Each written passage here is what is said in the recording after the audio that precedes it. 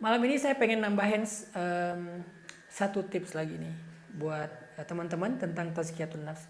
Kemarin kan kita bahasnya jalan-jalan yang sifatnya horizontal, Isra. Nah, sekarang kita bahas tentang Mi'raj. Jalan-jalan tapi ke langit, bukan di bumi. Kalau jalan-jalan di bumi itu udah kita bahas kemarin. Gimana dengan jalan-jalan ke langit? Karena Nabi ketika sedang sedih, beliau itu nggak cuma jalan-jalan di bumi. Ketika beliau sedang sedih, ketika beliau sedang tertekan, ketika beliau sedang kehilangan, dengan rasa kehilangan yang besar, Allah ajak Nabi jalan-jalan ke langit, namanya Mi'raj. Surat Al-Isra itu ayat tentang Isra, tentang perjalanan di bumi, bukan perjalanan di langit. Kalau kita mau tahu tentang perjalanan di langit, itu adanya di surat An-Najmi. Jadi bukan di surat Al-Isra. Jadi Isra Mi'raj itu ada 2 surat sebetulnya. Yang kalau dalam peringatan Isra Mi'raj kita sering banget cuman baca surat Al-Isra ya. Padahal bukan cuman surat Al-Isra. Al-Isra itu Isra-nya. Mi'rajnya mana? Mi'rajnya ada di surat An-Najmi. Namanya juga tentang bintang. An-Najmi itu artinya bintang. Jadi di surat bintang itulah Allah menjelaskan tentang Mi'raj. Inda sidratil muntaha. Indaha jannatul ma'wa dan seterusnya. Jadi perjalanan ke langit itu ada di surat An-Najmi. Apa yang dialami oleh Nabi dalam perjalanan ke langit, kemudian bagaimana cara kita berjalan ke langit sementara kita nggak mendapatkan Mi'raj versi Nabi dengan buruk, private jet. Kita nggak punya fasilitas sebagus itu, atau naik pesawat luar angkasa kan ke bulan. Kita bukan Elon Musk, jadi kita kayaknya nggak akan punya kesempatan lah ke bulan atau ke Mars atau keluar angkasa, apalagi sampai ke bintang-bintang, apalagi sampai ke langit pertama, sampai langit ke-7, Sidratul Muntaha, sampai Arasy Allah. Nggak mungkin, udah nggak mungkin. Tapi bisa nggak kita Mi'raj? Karena Mi'raj itu terapi mental. Apa yang harus kita lakukan untuk bisa dapat Mi'raj? Apa yang dialami oleh Nabi itu adalah sebuah inspirasi dan pesan. Kalau kita mau Mi'raj, itulah Mi'rajnya. Apa yang dilakukan puncak dari Mi'raj Nabi itu apa menurut Dika? Ini aku nanya. Apa puncak dari Mi'raj? Kalau buat aku kayaknya yang itu Ustaz, yang Allah menyuruh untuk sholat itu. Tuh. Ya. Jadi puncak dari Mi'raj itu adalah perintah sholat. Bukan perintah sebetulnya, oleh-oleh sholat. Ya. Jadi Nabi itu kan ceritanya sedang sedih. Bukan ditinggalkan, kehilangan Khadijah, kehilangan Abu Thalib, diusir dari Mekah, lalu berlari ke Taif. Di Taif tahu sendiri diusir-usir, dikejar-kejar kayak maling, dilempari batu sampai pelipis beliau berdarah, kemudian bersembunyi di kebun korma, kemudian balik lagi ke Gua Hira. Di Gua Hira baru dijemput sama Mut'im bin Adi. Akhirnya ketiduran di depan Ka'bah karena nggak tahu harus tinggal di mana. Hidup Nabi itu lagi tertekan banget, lagi susah banget, under pressure banget. Akhirnya Allah ngasih solusi, ngasih jalan keluar, ngasih terapi. Terapinya apa? Sholat. Yang didapatkan dengan sebuah perjalanan ke langit. Jadi jalan ke langit untuk dapetin oleh-oleh sholat. Apakah sebelumnya Nabi nggak sholat? Sholat. Cuman sholat sebelum Mi'raj itu belum ada waktunya, 5 waktu. Baru sholat tahajud aja. Sama sholat mutlak, bebas waktunya. Baru ada 5 waktu dengan jumlah rakaat tertentu, itu setelah Mi'raj. Sebelumnya nggak kayak gitu. Jadilah sehari 5 kali, setelah awalnya 50 kali. 5 kali ada yang 3 rakaat, 2 rakaat, 4 rakaat. Ada yang jahar, ada yang sir gitu kan. Nah intinya sebelum Nabi Mi'raj, Nabi udah sholat. Tetapi setelah Mi'raj, sholat itu semakin utuh lagi. Sehingga sholat menjadi Mi'rajnya orang yang beriman. Maka buat kita yang mengalami galau, kita yang sedang mungkin terganggu perasaannya, yang lagi lelah batinnya, maka Mi'rajlah, naiklah ke langit dengan sholat. Kendaraannya apa? Sajadah. Kendaraannya sajadah. Wudu'lah dengan wudu yang isbagul wudu, wudu yang sempurna. Wudu yang sempurna itu kayak gimana? Pertama bersiwak dulu, setelah bersiwak berwudu, jangan lupa sampai masukin air ke hidung. Setelah itu sempurnakan air di kepala kita sampai ke belakang. Itu namanya wudu yang sempurna. Setelah wudhu yang sempurna, kalau bisa ya jangan pakai air hangat kecuali kita sakit ya. Pakai air dingin supaya benar-benar jadi terapi, karena air dingin juga terapi. Setelah wudhu, bentangkan sajadah, pakai parfum. Kalau perlu oleskan sedikit parfum di bagian tempat sujud sajadah. Kemudian baju yang bersih yang baik, sholat. Maka ketika kita berdiri di atas sajadah melakukan 2 rakaat sholat saja, sholat sunnah, belum sholat wajib, itu kita sedang mi'raj, naik ke langit. Kita sedang menghadap Allah, bukan sedang berdiri di atas sajadah lagi, bukan sedang di ruangan tertentu. Kita sedang menghadap Allah. Ngapain menghadap Allah? Mau mengadukan masalah kita. Dan gak ada lagi tempat yang lebih istimewa untuk mengadukan masalah kita daripada ketika kita di atas sajadah sholat. Terutama ketika kita sujud, semakin kita berada dalam posisi yang rendah sejajar dengan kaki atau jempol kaki kita, yaitu sujud, semakin kita tinggi naik ke langit. Jadi cara naiknya itu bukan mengepakkan sayap. mengepakkan sayap. Cara naik ke langitnya itu dengan merendahkan diri di hadapan Allah, bukan di hadapan manusia. Merendahkan diri di hadapan Allah sejajar dengan kaki, yaitu sujud. Kepala kita sejajar dengan lutut dan kaki kita. Saat itulah posisi kita yang tertinggi, yang paling dekat dengan Allah. Dan saat itulah kita sedang mi'raj, naik. Kalau dalam bahasa Al-Ma'arij kan mi'raj itu jamaknya ma'arij ya. Ma'arij itu ada nama surat kan. Ta'rujul malaikatu fi yaumin kana miqdaruhu 50 alfasana. Malaikat itu naik ke langit butuh dalam satu hari itu sama dengan 50.000 tahun perjalanan cahaya. Kan malaikat dari cahaya kan? Iya. Dia naik sehari, itu kalau manusia kecepatan cahaya butuh 50.000 tahun. Satu kali malaikat mengepakkan sayap, itu jauhnya sejauh 50.000 tahun perjalanan cahaya. Itu kecepatan malaikat. Itu ada di surat Al-Ma'arij. Jadi kecepatan malaikat itu lebih daripada cahaya.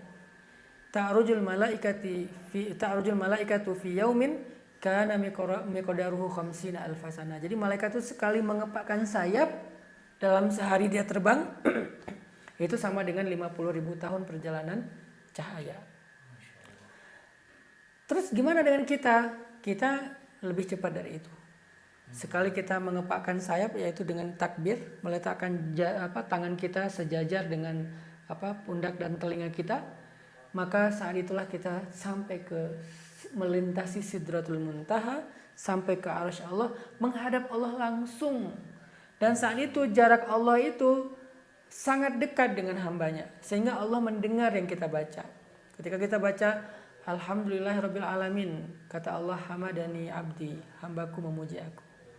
Terus sampai selesai Al-Fatihah. Ketika kita bangkit dari ruku, kita mengatakan sami Allahu liman hamidah, Rabbana lakal hamdu hamdan katsiran thayyiban. Malaikat berkerumun untuk mendoakan kita. Itu tuh kondisi lebih daripada Sidratul Muntaha ya. Nabi dulu naik ke Sidratul Muntaha ditemani satu malaikat. Kita sholat ditemani jutaan malaikat. Kalau nggak jutaan mungkin sholat kita nggak sespesial itu, puluhan ribu malaikat. Dan malaikat itu berebut untuk mendoakan kita. Makanya jangan remehin sholat. Sholat itu bukan sekedar tiang agama, seolah-olah kalau nggak sholat agama kita runtuh. Lebih dari itu, sholat adalah terapi mental. Jadi kalau kita punya keluh kesah, sholat itu adalah cara kita untuk curhat. Ke siapa curhatnya? Ke Allah, bukan ke manusia. Curhat ke manusia itu agak kurang bisa dipegang ya. Jadi kalau misalnya kita curhat A, dia ditafsirin jadi Z, lalu disebarin, akhirnya jadi hoax. Kalau kita curhat ke tanamannya jadi layu gara-gara masalah keluh kesah kita. Nanti kita bahas deh, kita mau bikin ntar lagi podcast tentang nature ya.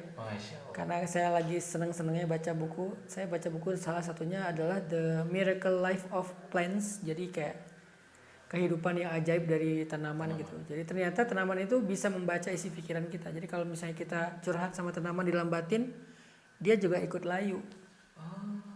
Dika nih duduk di depan pohon, ngomong dalam hati, aku habis dimarahin istri, aku sedih, dia ngambek segala macam, misalnya. Iya, bisa. Itu tanaman juga ikut ngerasain yang Dika rasain, karena dia bisa membaca pikiran manusia. Jadi kayak Terus kemana kita harus curhat? Tanaman cuman layu, manusia bocor. Terus curhatnya kemana? Curhatnya kepada Allah SWT. Lewat apa? Perjalanan Mi'raj. Dan itu akan healing banget kalau kita lakukan dengan benar. Khusyuk, sujudnya banyakin doa, ngomong ke Allah kita ada masalah apa. Ustadz kita nggak bisa bahasa Arab, gimana mau doa? Kan nggak boleh bahasa Indonesia. Kalau gitu after sholat, begitu selesai salam, minta sama Allah, ngomong sama Allah ada masalah apa. Kalau bisa doanya yang bahasa Arab atau yang diajarkan Al-Quran dan Hadis, lebih bagus lagi kita baca di dalam sholat. Intinya sholat adalah Mi'raj. Sekarang saya coba kasih satu paragraf ayat yang menunjukkan betapa sholat itu adalah terapi mental.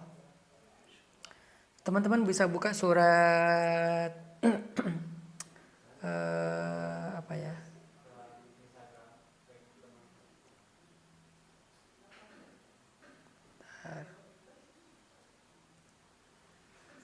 Surat Al-Ma'arij. Benar, adanya di surat Al-Ma'arij juga tuh. Tentang Mi'raj. Kenapa ayat tentang sholat ini diletakkan di surat Al-Ma'arij? Karena dia Mi'raj, naik ke langit. Teman-teman baca surat Al-Ma'arij ayat 19. Saya bacain ya. A'udzu billahi minasy syaithanir rajim. Bismillahirrahmanirrahim. Innal insana khuliqa halu'a idza massahu asy-syarru jazu'a wa idza massahu al-khairu manu'a illal musallin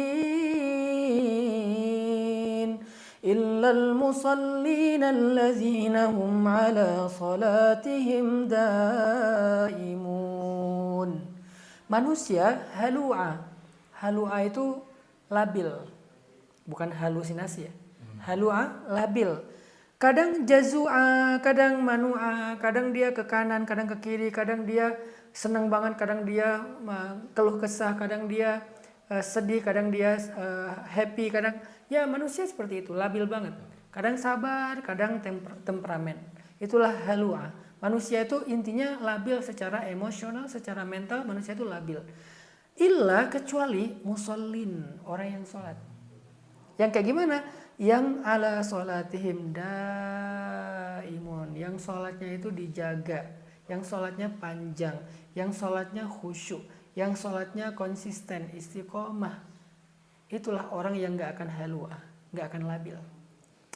Sehingga kalau misalnya teman-teman ngerasain kelabilan dalam hati, dalam mental, dalam perasaan, kok gak enak hati ya, kok aku gampang banget tersinggung ya, kok aku sekarang galau banget ya, kok aku begini, begitu, dan seterusnya, kok aku kayak orang bipolar ya. Bipolar itu kan swing moodnya cepet ya. Tiba-tiba marah, tiba-tiba seneng, dan ada teman saya yang kena bipolar ya. Lagi enak-enak makan nih sama keluarganya, tiba-tiba marah, tumpahin makanan, marah-marah sampai harus dikasih mood stabilizer. Karena dia udah konsultasi dengan psikiater merekomendasikan sebuah obat namanya mood stabilizer. Kalau dia minum itu dia jadi tenang, kayak obat penenang gitu. Tapi kan bergantung sama obat ya. Nah, Allah mau ngasih mood stabilizernya dengan sholat. Tapi sholatnya harus daimun, sholatnya itu harus yang sholat yang benar gitu. Yang dilakukannya tuh konsisten, bukan sekali sholat langsung kayak gitu. Sehingga nanti kalau kita udah terbiasa sholat yang benar, sholat itu akan jadi mood stabilizer. Kalau bahasa Nabi, arihna bis sholati ya Bilal. Wahai Bilal, istirahatkan kami dengan sholat. Ternyata sholat itu bisa jadi rehat, healing. Disebut dengan rohah. Rohah itu bahasa Arab yang jadi bahasa Indonesia rehat. Artinya itulah Mi'raj. Itu tips terapi mental dengan memperbaiki sholat. Jadi coba kita sekarang perbaiki sholat. Perbaiki sholat itu satu, perbaiki kualitas sholat. Bacaannya, terus artinya, udah ngerti belum arti dari bacaan sholat yang kita baca? Jangan-jangan kita cuma baca tapi nggak ngerti artinya. Padahal kalau kita tahu arti dari bacaan sholat, itu tuh ngaruh banget ke mental dan pikiran kita. Masalahnya kita nggak ngerti. Coba baca lagi, pelajari lagi. Kemudian kuantitas sholat. Kuantitas sholat itu ya jangan cuma cukup dengan sholat wajib, tambah yang sunnah. Yang sunnah yang ringan apa? Misalnya sholat witir. Kalau nggak kuat tahajud. Sholat duha, sholat ba'diyah, sholat qobliyah. Banyakin aja sholat sunnah, termasuk sholat sunnah mutlak. Sholat sunnah mutlak itu kapan aja, kecuali waktu yang dilarang. Dengan kayak gitu insya Allah sholat akan menjadi healing dan bisa menyembuhkan keluh kesah mental kita. Itu mi'rajnya versi orang yang beriman. Naik ke langit dengan cara mengendarai sajadah. Sajadah. Oke. Tuh.